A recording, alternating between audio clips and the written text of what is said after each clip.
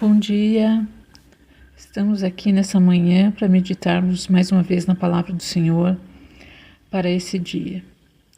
E o nosso tema hoje está lá em Jeremias 18:6, onde diz: Não poderei eu fazer de vós como fez este oleiro, ó casa de Israel? Diz o Senhor: Eis que como barro na mão do oleiro, assim sois vós na minha mão, ó casa de Israel. E o tema para essa manhã é segundo bem lhe pareceu. Sempre me interessei pela olaria, a dinâmica de ver o barro em estado natural transformado em algo tão belo como um vaso me fascina. E na roda do oleiro há alguns elementos que não podem faltar. Um deles é o barro retirado de barreiros, limpo e posto sobre a roda. O outro é a água que, derramada na quantidade certa e no momento certo, amolece o suficiente para que o barro seja transformado em vaso. Sem a água, o barro ele permanece apenas barro. E o terceiro é o próprio oleiro, mais precisamente suas mãos que seguram, amassam e constroem e modelam o barro. Em Jeremias 18, lemos que Deus revela ao profeta o seu desejo de trabalhar na vida do povo a partir dessa figura. O profeta ouve do Senhor que, como o barro na mão do oleiro, assim sois vós na minha mão, ó casa de Israel. Que linda cena! Deus se ocupa conosco, se preocupa conosco. Somos alvos de sua atenção e trabalho, desde a primeira vez em que ele pôs as mãos no barro para criar nosso pai Adão. Mas a figura é mais complexa, pois mesmo estando nas mãos do oleiro, o vaso quebrou-se. Dentre tantos motivos que levam um vaso a quebrar-se, quando ainda na roda do oleiro, um dos mais frequentes é a impureza do barro.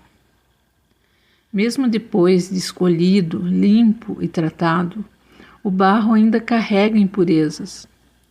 Uma pedrinha, um pedaço de raiz, ou simplesmente uma parte mais endurecida, ilustrando bem a força que o pecado tem em corroer e colapsar tudo que toca. E levanta-se uma pergunta: quais são as impurezas da nossa vida que devem urgentemente ser identificadas, tratadas e deixadas? A parte mais fascinante desta figura, porém, revela-se quando o vaso se quebra e o oleiro decide refazê-lo, e diz: como o vaso que o oleiro fazia de barro se lhe estragou na mão, tornou a fazer dele outro vaso, segundo bem lhe pareceu. Isso está escrito lá em Jeremias 18:4. Eu amo essa sentença, segundo bem lhe pareceu. Essa frase aponta para o descanso, a expectativa e a submissão. Descanso, pois é o imperativo da graça de Deus que nos molda.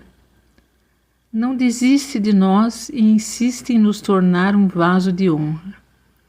Estamos em boas mãos. Expectativa, pois revela que Deus tem um plano, um desejo claro e definido para cada um de seus filhos. Isso talvez envolva processos difíceis e quebras dolorosas, mas também abundante graça e completa restauração. E sem dúvida, submissão, pois não é segundo bem me pareceu, mas bem lhe pareceu. É a vontade do Senhor, não a nossa. É o tempo do Senhor, não o nosso. É o plano do oleiro, não do barro. Por fim, encontramos um convite. Deus afirma que poderá fazer com os seus filhos como o oleiro fez com o vaso que se quebrou, reconstruí-lo. É um convite à fé, um convite para que o barro creia no oleiro. Não somos chamados para trabalhar o barro, escolher seu formato e nem mesmo purificá-lo. Somos chamados a crer. E é nessa jornada de fé, que mesmo nós sendo amassados ou até pisados, podemos olhar para o Altíssimo dizendo: louvado seja o teu nome, porque não desistiu de mim. E em alegre adoração concluir: obrigado porque tem feito como bem lhe parece.